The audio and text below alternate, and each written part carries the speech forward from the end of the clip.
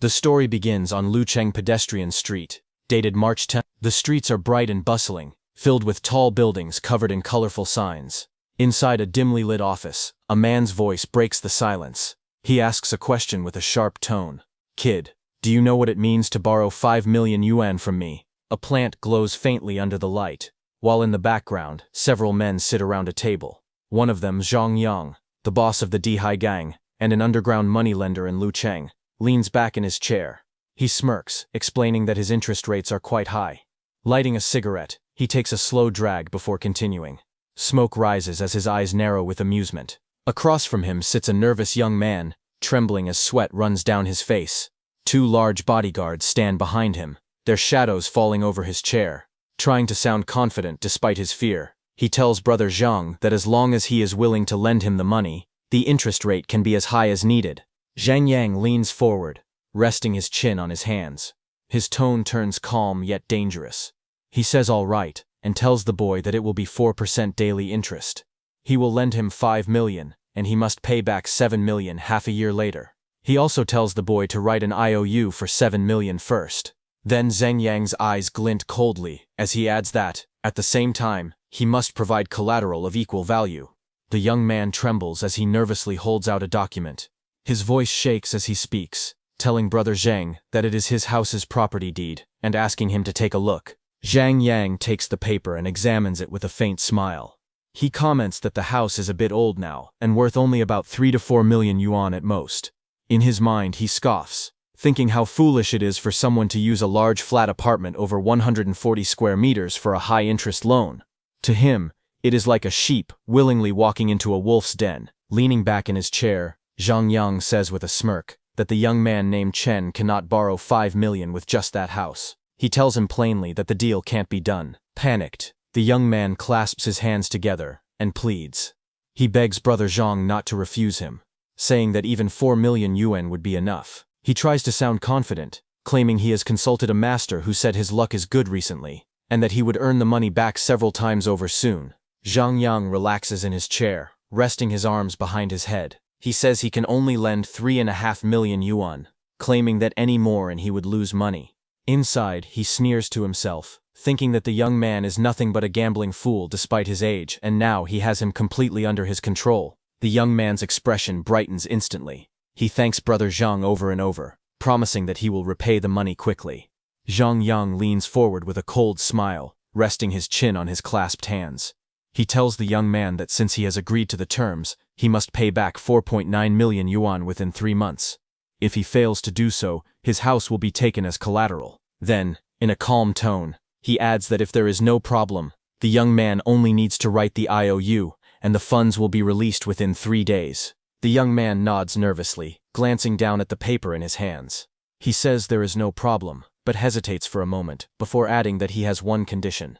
Zhang Yang raises an eyebrow, intrigued, and leans in slightly, asking what it is. 10 minutes later, the deal is done. Outside the building, the young man steps out smiling, clutching his documents. One of Zhang Yang's men stands by the door, seeing him off with a polite tone, saying, "Thank you for your patronage, brother Chen. Take care." The young man looks at his phone and sees a message appear on the screen. His mobile account has received 3.5 million yuan. Relief and excitement flash in his eyes. After confirming the money, the young man smiles and calls Zhang Yang an idiot. His expression darkens as his eyes glow with a faint red light. A cold smile creeps across his face. He whispers to himself that the apocalypse will descend in 1 month, and when that happens, who would be left to repay this useless loan?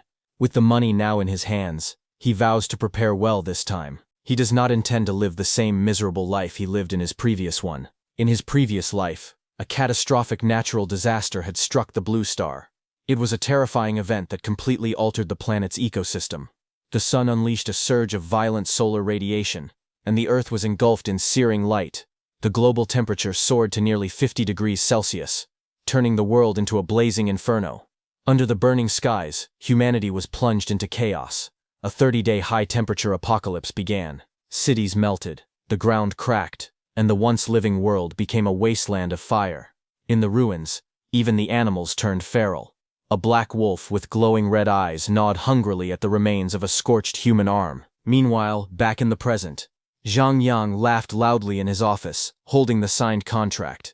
He couldn't believe how easily the young man had agreed to raise the interest rate just to get the money faster. His laughter echoed as he mocked, saying that gambling dogs like him didn't deserve a house anyway. One of his subordinates approached him, looking puzzled. The man hesitated before speaking, pointing out that the young man's house was worth over 4 million, yet he had accepted only 3.5 million without hesitation. The subordinate frowned and asked if there might be some kind of trick behind it. But Zhang Yang leaned back in his chair with a sly grin, his eyes gleaming under the dim light. He told his subordinate not to worry, saying he had seen plenty of gambling addicts before, people so desperate they would sell their own families for money. Compared to that, one house meant nothing. With a calculating tone, he ordered his man to contact the casino and rig the gambling results. When the time came, not only would they claim the house, but they also wouldn't let the borrower escape. He told him to sell anything valuable the man owned. The subordinate nodded eagerly and replied that he understood. The scene shifted to the city skyline glowing under the setting sun, where the tall HK Mall building stood against the horizon. The young man walked alone down the street, the orange light reflecting off his hoodie. He glanced at his phone and smirked. He thought to himself that there were still many good people in the world. All it took was a small increase in interest rates for that fool to hand over the money immediately. He chuckled softly, wondering if the man truly believed he could outsmart him. Calling the loan shark an old fool, he reminded himself that he had borrowed high-interest loans from every lender in Lucheng within a single day. He scoffed at the thought, confident that a mere rate hike meant nothing to him. As his eyes glowed faintly red, his smirk deepened. He declared that once the money was in his hands, no one should dream of ever getting it back. Then his thoughts darkened, as memories of his previous life resurfaced. The earth drying up, vegetation dying, and living creatures mutating. Civilization had crumbled, and humanity descended into chaos. Resources became scarce, forcing people to abandon morality, doing whatever it took just to survive. As the world descended into chaos, possessing resources became equivalent to possessing supreme wealth. Resources had become so scarce that people resorted to ruthless and violent means just to secure a small amount of survival materials. Even former billionaires and once famous stars were reduced to beggars. They had to kneel and plead for something as small as a sausage or a single cup of water. Those who couldn't secure resources were left to wander the streets aimlessly, eventually meeting a miserable death in the wastelands of the fallen world. But now, everything was different. The young man had been reborn. He still had time before the disaster struck, enough time to prepare in advance, to seize what he needed before the world burned again. He lowered his hand, touching his face as a chilling smile formed. His eyes glimmered with cold determination, and faint sparks of red flickered around him. Moments later, while walking through the city, he heard laughter from a nearby cafe. He turned his head slightly, his sharp gaze shifting toward the sound. Inside a brightly lit dessert shop, two women chatted excitedly near the counter. Chen immediately remembered that this was the shop that carried the legendary Shugao assassin, a luxury ice cream said to be even more expensive than Haagen-Dazs, known as the noble among ice creams. Seeing this, the young man's gaze sharpened. His expression turned serious as he looked toward the counter, a flicker of recognition crossing his eyes. Memories from his past life surfaced. He remembered how he had always been reluctant to buy that extravagant treat for himself, yet he had purchased it multiple times for Lu Wanqing. He clenched his jaw, thinking bitterly that giving such an expensive dessert to her had been a greater waste than feeding it to a dog. The more he thought about it, the more frustration boiled inside him. His heart ached with regret, and he suddenly burst out, declaring that he would enjoy it himself this time. Charging toward the counter with determined steps, he slammed his hand down and spoke loudly to the staff, his tone confident and unrestrained. He asked for 10 of every flavor of ice cream available in the shop. Hearing that, the people around him gasped in surprise. One of the women exclaimed in disbelief, wondering if he could really afford that much. Another, eyes wide, whispered that the way he made the order looked incredibly cool. Meanwhile, the young man stood calmly with one hand against his chin, thinking to himself, this time he would indulge in everything he had once denied himself. The shop attendant looked startled as she hesitated behind the counter. She stared at the young man in disbelief, thinking that although he was handsome, he didn't look rich at all. Her voice trembled slightly as she asked if he was serious about his order. Trying to confirm, she explained that their shop only sold high-end ice cream, and that 10 of each flavor would cost more than 20,000 yuan. She asked again, unsure if he really wanted to proceed. Nearby, a woman with long red hair sneered after overhearing the conversation.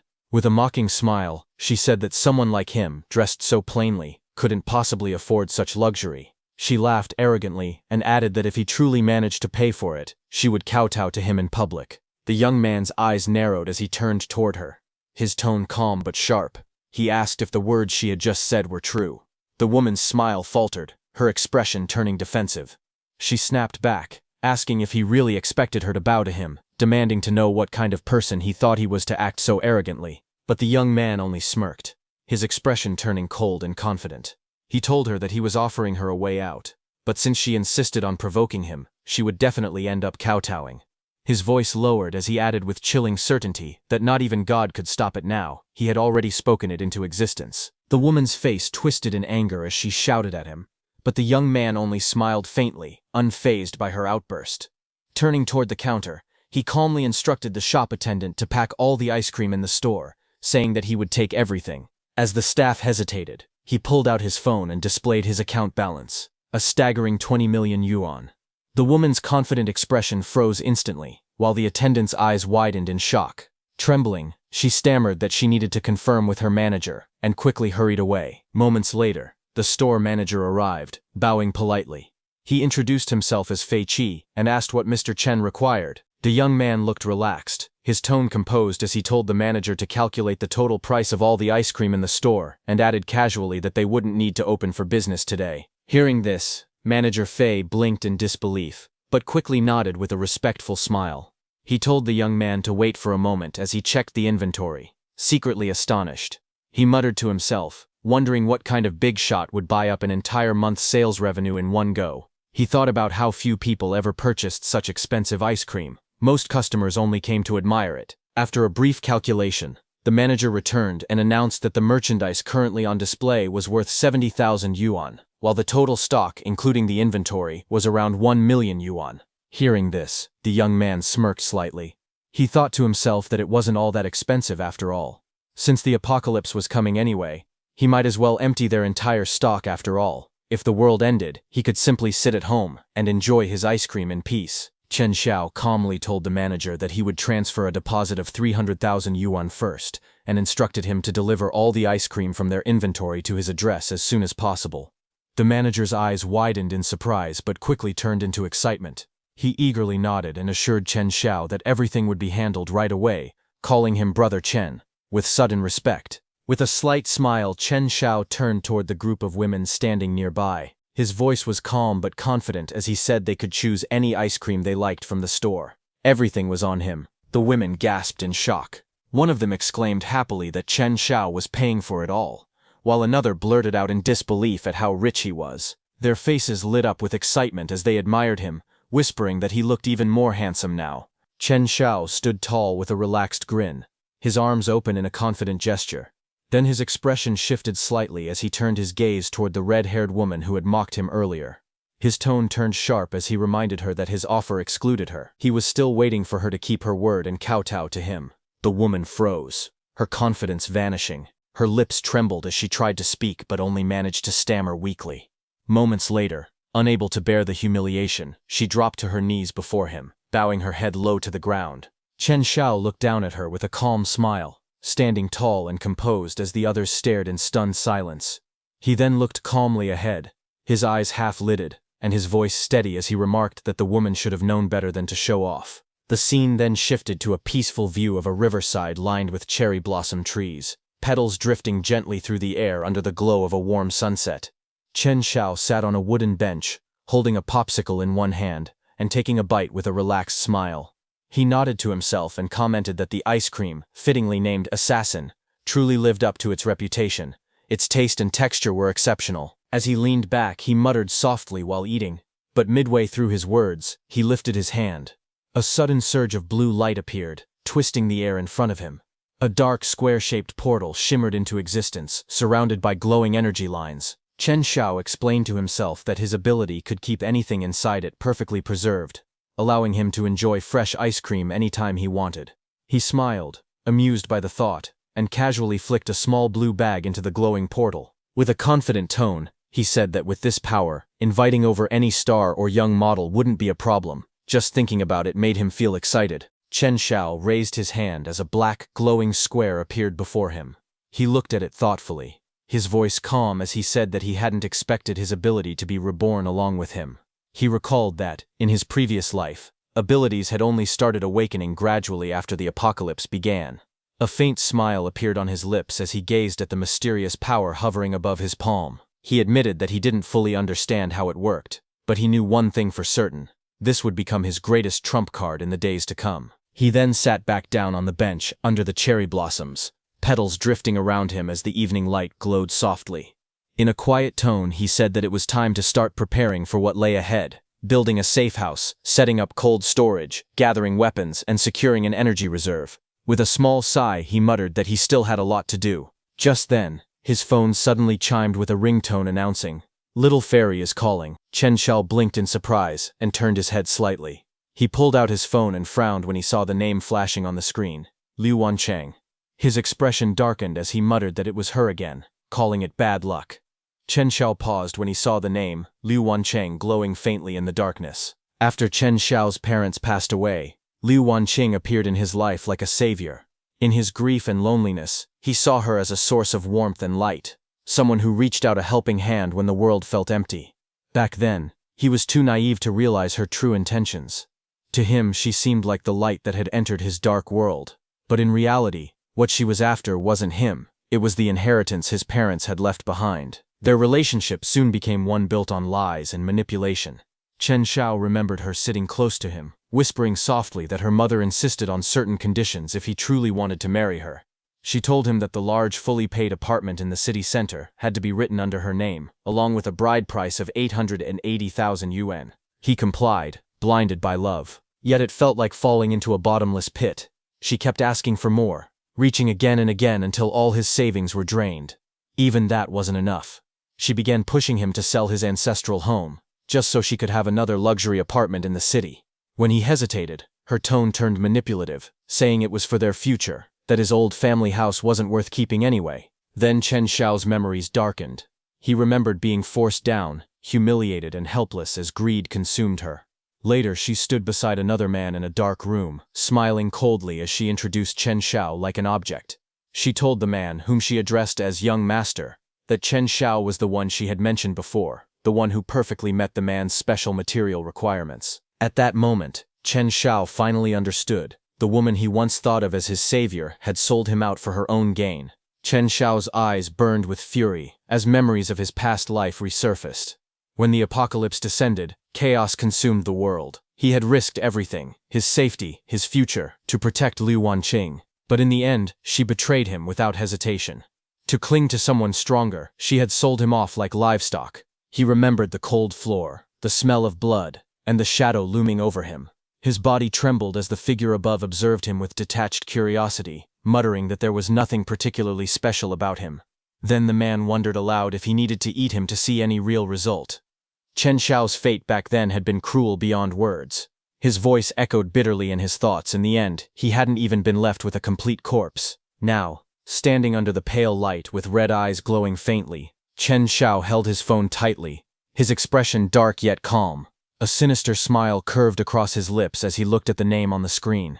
He whispered coldly that since Lu Wanqing had run right into him again, it was time to properly settle the score. The scene shifted to a tall, luxurious building glimmering under the golden sunset, a high-end hotel.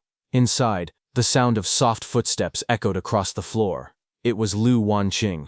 Chen Xiao answered the call and asked gently if she had called him and whether something was the matter. Inside a brightly lit bathroom, Lu Wanqing stood in front of the mirror, her hair wrapped in a towel and a silk robe loosely tied around her. Speaking sweetly into her phone, she told Chen on the other end that she had been out playing with friends and had accidentally lost a gold necklace she really loved.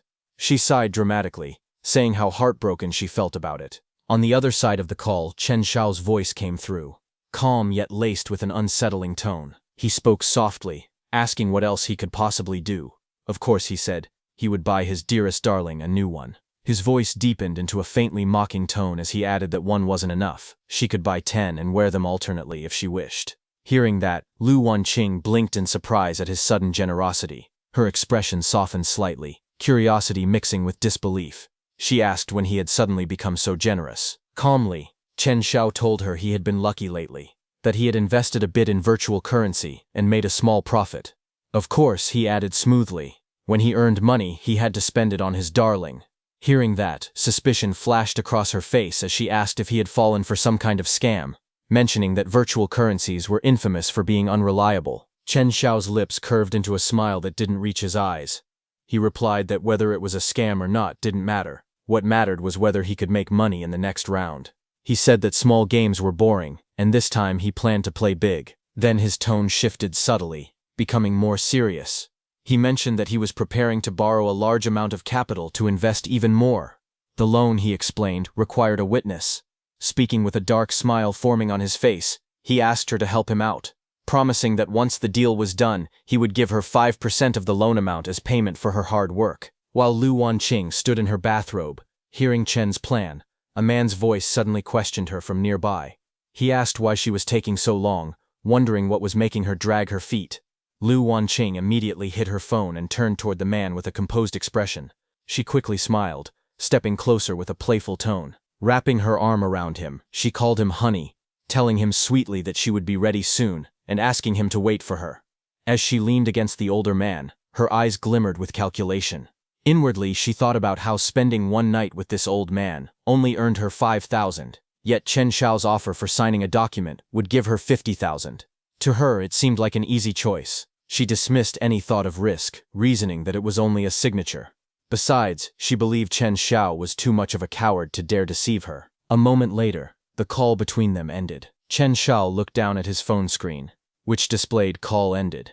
A faint, dark smile spread across his face, as his crimson eyes glowed with determination. He whispered coldly to himself, saying that he would wait for Lu Wanqing. Chen Xiao's voice continued in the background.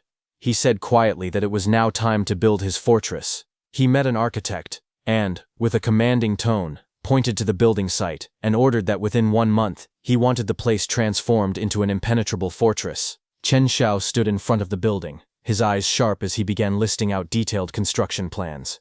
He explained that the windows would need to be made of bulletproof composite glass with invisible anti-theft mesh, and the walls reinforced into 3-meter-thick bulletproof exteriors. The entire structure needed to withstand earthquakes with a resistance rating of 8 or higher. He pointed upward, his expression confident, adding that the roof would be completely paved with solar panels and have an independent power generation system. To maintain air quality, it would also include an air purification and filtration system to block any external toxic gases. The architect standing before him, a man in glasses holding a laptop, began nervously reading from his notes. He explained that the fortress would include an independent ecological system capable of supplying 72 hours of oxygen and water circulation. It would also have explosion-proof doors, and the entry would require dual verification, both biometric recognition and a mechanical lock. Chen Xiao's voice grew firm as he summarized the plan, declaring that within 1 month, the entire building must be rebuilt into an impact-resistant fortress, equipped with a complete life support system. The architect stared at him, stunned by the absurd request. His thoughts raced as he wondered if Chen Xiao was some sort of doomsday prepper or just delusional from watching too many sci-fi movies. Chen Xiao narrowed his eyes, stepping closer and asking if the architect couldn't handle the job. He reminded him that his resume claimed he was a defense master who had designed bunkers for top billionaires. The man stammered nervously, adjusting his glasses as sweat ran down his temple. He admitted that Mr. Chen's requirements were indeed unique and of extremely high quality, but hesitated, mentioning that the main issue would be the budget. The architect pushed his glasses up, a sly grin spreading across his face as he thought to himself that Chen was just another rich fool brainwashed by doomsday theories, someone with too much money burning a hole in his pocket. But his expression shifted dramatically the moment Chen showed him the transfer confirmation on his phone. His eyes widened, and he almost stumbled backward in shock. Chen had already deposited 1 million as a down payment, saying calmly that the final payment could be named by the architect himself. Hearing that, the architect froze for a second, then burst with excitement. He shouted that the final payment would be whatever price he chose. Inwardly, he was overjoyed, thinking he had struck gold. He couldn't believe his luck. 1 job with this rich idiot, and he could achieve financial freedom. Chen, however, smiled with quiet confidence and reminded him that while he didn't care about the price, he did care about the quality of the work. He warned the architect to make sure the final inspection passed, because he valued solid materials and precision above all else. The 2 men leaned forward, shaking hands with forced smiles. The air between them felt like a clash of opposing flames. Chen's aura burning with fiery determination, while the architect's greed gleamed cold and sharp. Inwardly, the architect had his own plan. He decided to fleece Chen for all he was worth. Meanwhile, Chen thought to himself that he was going to make full use of this man's skills, laughing silently that once the apocalypse hit, the architect would have no way of finding him for the final payment. Later that night, Chen sat deep in thought. He said that with the fortress plan secured, the next step was gathering supplies, medicine, food, and daily necessities. Those were easy to handle, but there was something else that worried him more. Chen's mind echoed with a grim realization. He thought to himself that the most dangerous thing during the apocalypse wouldn't be natural disasters, but human nature itself once order was gone. In his vision, chaos and violence flashed before him. A monstrous shadow loomed with glowing red eyes, representing humanity's cruelty when laws collapsed. He muttered that cold weapons could easily be bought from hardware stores, but firearms, the kind capable of delivering a fatal blow, were much harder to obtain. Later that day, Chen walked alone through the quiet city streets, checking his phone with a focused look. A message appeared from an unknown contact. It read, "First-hand source, secretive channels, not what you can't think of, but what you can't find. Honest transaction, safety first." He quickly typed a reply asking, "How to buy?" Moments later, another message appeared on his screen, saying they would send him the address via private message. 8 p.m. tonight, no waiting for latecomers. That night, Chen walked through the dimly lit streets toward the meeting place. The air was cold, and the road was empty except for the faint glow of streetlights. He murmured to himself, wondering how much the seller wanted and where they should meet. Just as he continued walking under the blue streetlight, the sound of hurried footsteps echoed behind him. Several figures were approaching fast. A woman sprinted through the dark alley, her breathing heavy and desperate. Behind her, several men were in pursuit, shouting angrily for her to stop. Their voices echoed through the narrow streets as they hurled insults, demanding that she halt and calling her names. The woman's eyes were filled with fear, but she kept running without looking back. Her long hair whipped behind her as the sound of footsteps grew louder, but before they could catch up, the woman suddenly collided with someone standing at the corner. It was Chen. She immediately hid behind him. One of the men yelled again, his tone filled with rage, mocking her for trying to escape. "Keep running then," he shouted, before sneering, "You think you can cheat in my territory? You must be tired of living." Without hesitation, she clung to Chen's arm, trembling as she pleaded, asking him to please save her. Chen turned his head sharply, his expression shifting from confusion to shock when he saw her face clearly. Recognition flashed in his eyes. He muttered in disbelief, his heart pounding. "Is that her? Li Yu? How is she? In a place like this?" Under the cold blue glow of a streetlight, a group of thugs surrounded Li Yu. One of them held her firmly by the arm, while another swung a metal bat, pointing it threateningly toward Chen, who stood a few steps away. The gang leader, a man with blonde-streaked hair, glared furiously and shouted orders. Li Yu struggled desperately, her voice trembling as she cried out, her hair disheveled and her face twisted in pain. Seeing this, Chen's eyes darkened, and he muttered her name under his breath, Li Yu. Memories flickered through Chen's mind. Images of their school days resurfaced. He remembered her clearly, the academic goddess from middle school, the girl countless boys had admired from afar. Back then, she was bright, confident, and full of promise. Now, standing before him, she was a shadow of that memory, bruised, trembling, and pleading for help. Chen's jaw tightened, his gaze cold and focused. The tension in the alley thickened. It was clear that he was no longer just a bystander. His expression hardened as he listened to the thug gripping her hair and shouting in rage, demanding that she hand over the money. "Otherwise," the man growled, yanking her head back, "don't even think about leaving." One of the thugs, a man with blonde-streaked hair, sneered with a twisted grin as he spoke to his bald companion. He suggested that there was no point in wasting time talking. If the woman couldn't pay, he said mockingly, she could simply pay with her body. His tone was filled with cruelty and amusement. Before they could act further, a calm but firm voice cut through the night. Chen stepped forward, his expression cold and his presence commanding. A faint green light shimmered around him as he told them to let her go. The men turned, startled by the interruption.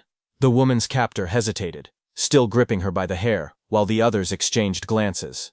The leader frowned, irritation flashing across his face, and shouted angrily, "Where did this reckless kid come from, trying to play the hero in front of me? I'll cripple you first. He lunged forward with fury, his fist swinging toward Chen with deadly intent.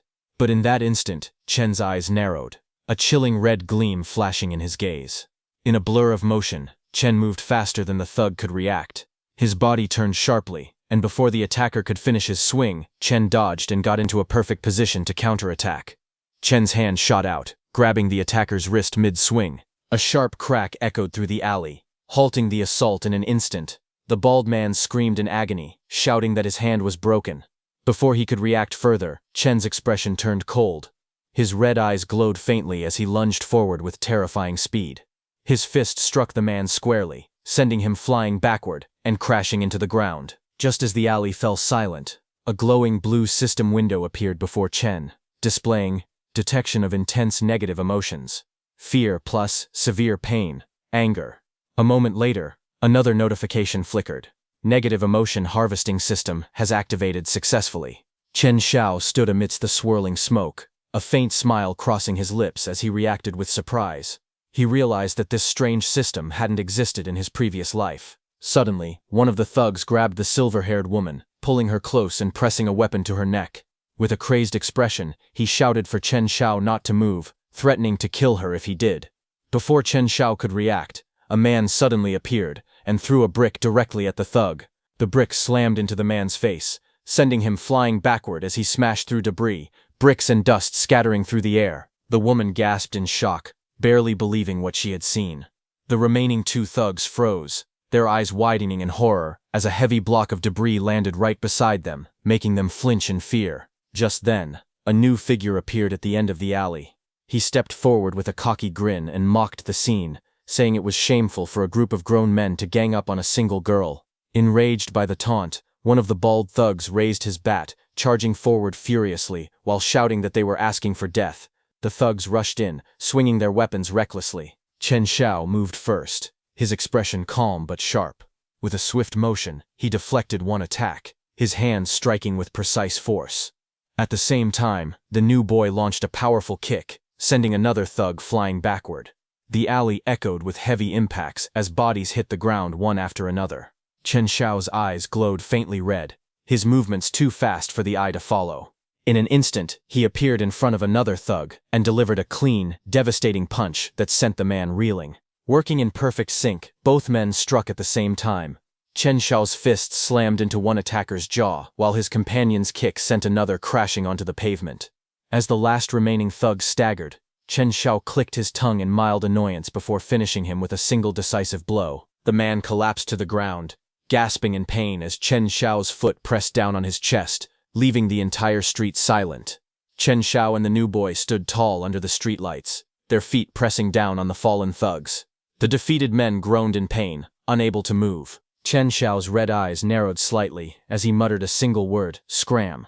Hearing that, the thugs panicked, scrambling to their feet and fleeing in terror. As they ran, a system notification appeared before Chen Xiao's eyes, stating that he had gained 1 fear, 1 panic, 1 severe pain, 1 despair, and 1 humiliation point. Another notification followed, informing Chen that his negative emotion value had exceeded 10 for the first time. Space expansion permission unlocked. A third notification appeared, urging Chen to work hard to harvest, grow bigger, and become stronger. As the men disappeared into the distance, Chen glanced at the fading system window and smirked faintly. Harvest negative emotions? Interesting, he murmured. Moments later, the purple-haired girl he had saved looked up at him, her voice trembling with relief. She thanked him, saying she hadn't expected to meet him there. Chen Xiao extended a hand toward her, his tone softening slightly, as he asked if she was hurt. He then handed his jacket to the girl, telling her to put it on. She looked at him, her expression gentle with gratitude, and thanked him sincerely.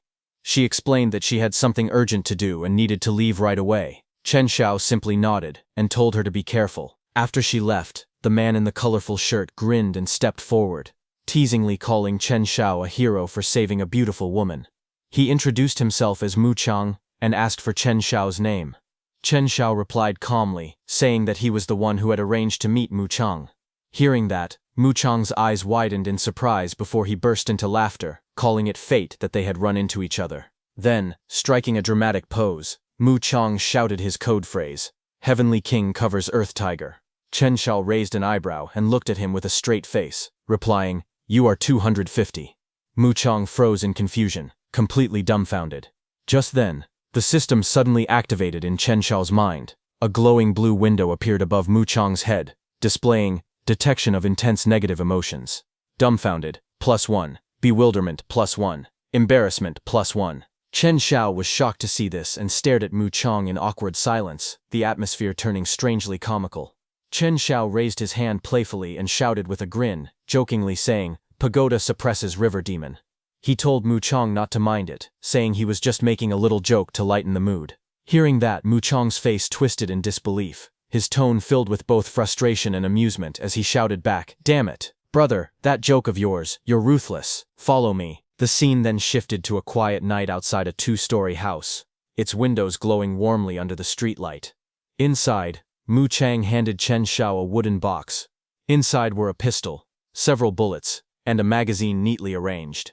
Mu Chang explained that it was a sturdy Russian-made gun, durable and reliable, but warned that there weren't many bullets, so he should use them sparingly. Chen Shao inspected the weapon calmly, while Mu Chang continued with a grin, saying that since Chen Shao's skills were impressive, and he seemed like an interesting guy, he would offer it at a friendship price, considering it as making a new friend.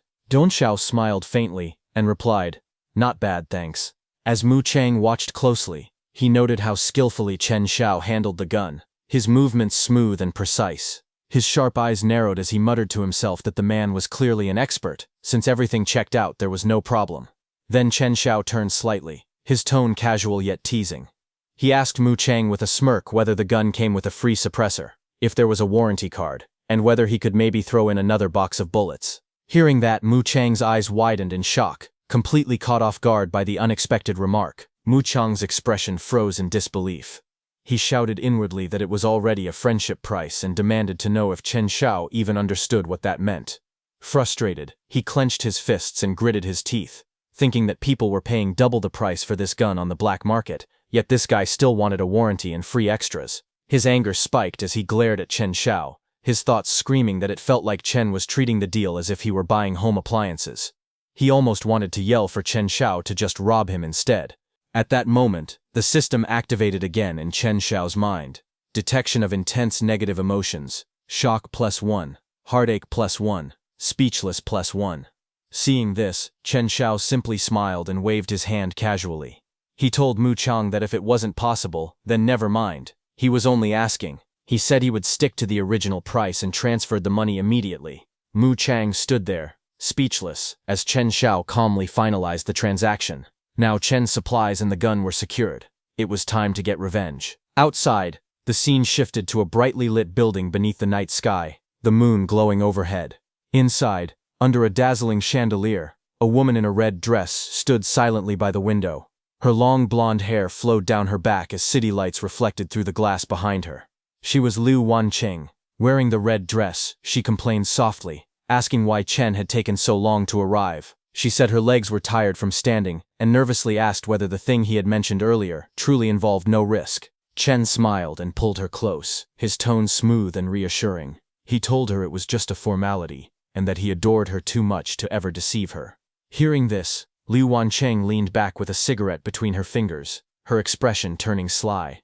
She thought to herself that Chen was just a gullible fool who had nearly sold his blood once just to buy her a handbag. She smirked, convinced that he was too infatuated to ever betray her. Then they went inside.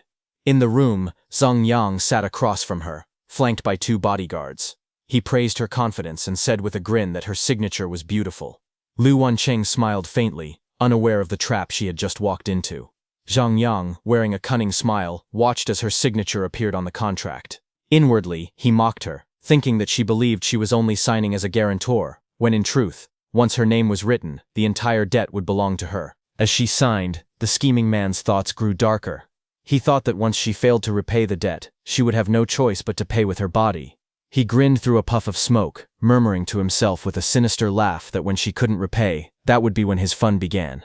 Across the room, she stood before Chen Shao, unaware of his calm expression as he watched her. Inwardly, Chen Shao smirked and told her silently to go ahead and sign the so-called indentured servitude contract. He thought that her greed would perfectly cover the final payment for his safe house, Everything went unexpectedly smoothly, and he quietly thanked Lu Wanqing in his mind for making things so easy. Later that night, Chen Xiao stood outside a newly constructed building beside the architect, who proudly gestured toward it. He assured Chen that everything inside was reinforced to 120% of military standards, complete with heat insulation, soundproofing, explosion resistance, and anti-drilling layers. He boasted that the house could even withstand several nuclear bombs. Chen Xiao inspected the structure and nodded in approval. With a faint smile, he commented that the quality was good. The man, wearing dark sunglasses, grinned widely and said Chen could come back anytime if he needed more work done. Afterward, Chen Xiao sat alone in his new home, placing a case on the table as the television played in the background. The news anchor's voice filled the room, reporting that due to unprecedented, super-strong solar flare activity, the world was about to experience continuous extreme high-temperature weather on a global scale. The broadcast continued, warning that temperatures across many regions would soon break all historical records, urging every citizen to prepare for protection. As the reporter's voice echoed faintly in the background, Chen Xiao wrapped a cloth around the barrel of his gun, his grip tightening. He lifted the weapon and pressed it against his temple with a faint smile, whispering a single word, "Finally." His crimson eyes sharpened with determination. The reflection of burning light danced within them as he turned toward the massive window, his expression calm and resolute. The golden-orange light from outside cast a fiery glow across his face as he muttered quietly, "It's here." Outside, the sky was engulfed in a blinding inferno.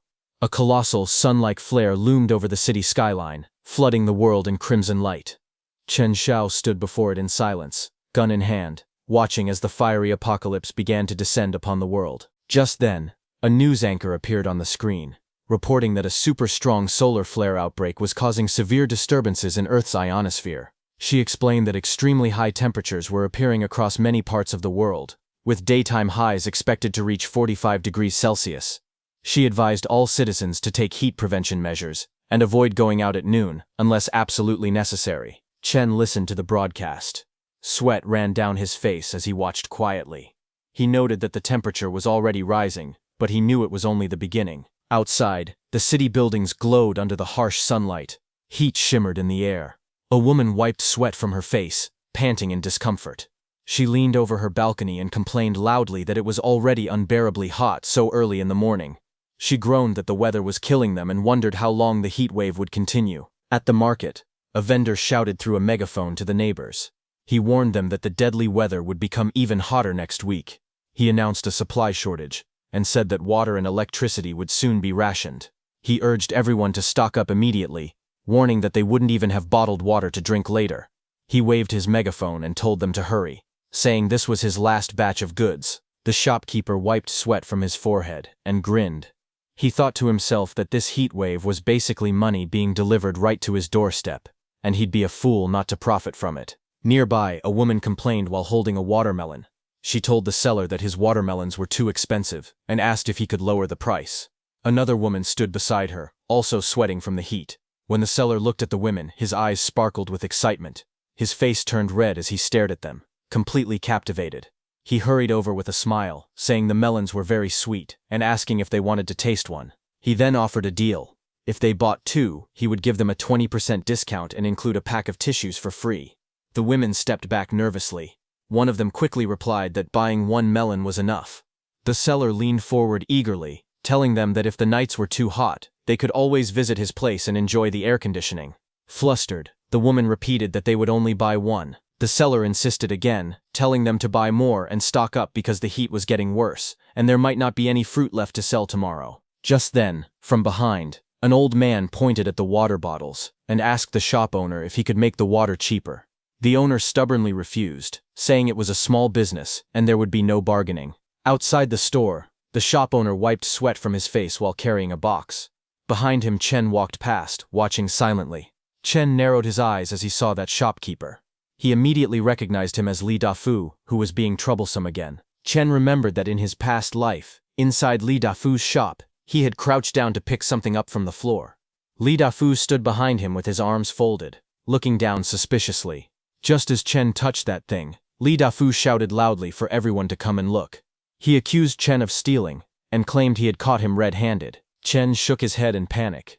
He said he didn't steal anything, and only wanted to pick up the item because it had fallen to the ground. Li Dafu mocked him, asking if he could really be that kind-hearted. Li Dafu grabbed Chen's arm tightly. Chen cried out as he was pulled up. Li Dafu glanced at Chen's clothes and sneered, saying that just by looking at how shabbily he was dressed, he could tell that Chen had sticky fingers. He demanded that Chen pay up, or he would send him straight to the police station. The crowd surrounding them began whispering among themselves.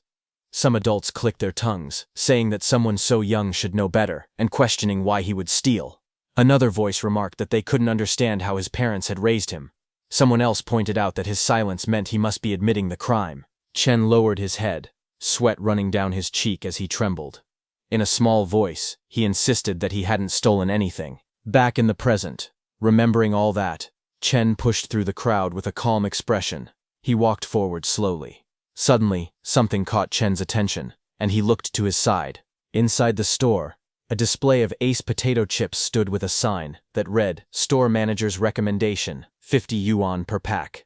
Li Dafu, who was running the shop, stood nearby, looking annoyed as he overheard complaints. Chen questioned him, asking if the chips were made of gold or if they could somehow prevent heat stroke, wondering why they were priced so high. Li Dafu glared intensely, sweat beading on his face as he held several water bottles against his side. His expression twisted with anger and suspicion. A system window suddenly appeared, flickering with streams of numbers. It reported that Boss Li's strong negative emotions had been detected. Disgust, Li Dafu then rushed forward, shouting furiously. He yelled that anyone who couldn't afford the goods shouldn't touch them, demanding to know if Chen could even pay for anything he might break. His arm swung as he tried to snatch the bag away. Just then, another system window flashed into existence, noting Boss Li's strong negative emotions, irritation, +6. Chen stood unfazed, looking back with a calm, sharp smile. He asked Boss Li if he could really sleep at night while hoarding so many treasures. He warned him jokingly to watch out for thieves. Boss Li froze for a moment, speechless, a drop of sweat rolling down his tense face. Then, an angry Li Dafu pointed a shaking finger at Chen and shouted. He demanded to know who Chen was cursing, warning that he would beat him if he didn't stop. He called him a coward and asked if the heat had made him lose his mind. As Li Dafu raged, Chen lifted his hand calmly. He told Boss Li to calm down and then asked if he had been experiencing insomnia, strange dreams, soreness in his lower back and knees, night sweats, and fatigue recently. Hearing this, Boss Li hesitated. He admitted that he had experienced those symptoms a bit. Boss Li then wondered aloud if his warehouse really had feng shui problems. Hearing that, Chen clicked his tongue and stepped closer with a serious look. He pointed at Boss Li's forehead and said that it was dark. He grabbed Boss Li's face from the side and added that his eyes were unfocused. Chen spun Boss Li in panic as both comments hit him at once. Chen then stood confidently, tapping his chin with a knowing smile. He declared that this was a classic case of deficiency. Hearing that, Boss Li exploded in anger, pointing his finger while shouting that Chen was the deficient one, and that his whole family was deficient. He ordered him to get lost. Chen stayed calm. He reached out and took a lollipop from a rack, speaking evenly as he advised Boss Li to take care of his health. He said that anger harmed the body, especially with Boss Li's condition, and warned that if he didn't pay attention, it could shorten his life. As Chen walked past, he tossed a coin and placed the lollipop into his mouth. Behind him, Boss Li stumbled in shock. The coin Chen had tossed earlier fell to the floor with a sharp clink against the tiles. A red system window suddenly appeared, saying that Boss Li's strong negative emotions had been detected, anger rising sharply. Later that night, a black cat walked past the brightly lit storefront of the convenience store. As it passed, bringing bad luck with it, Chen approached. He stood outside the convenience store under the cold night sky. A heavy thought echoed inside his mind. In his past life, he had swallowed his anger and let people walk all over him.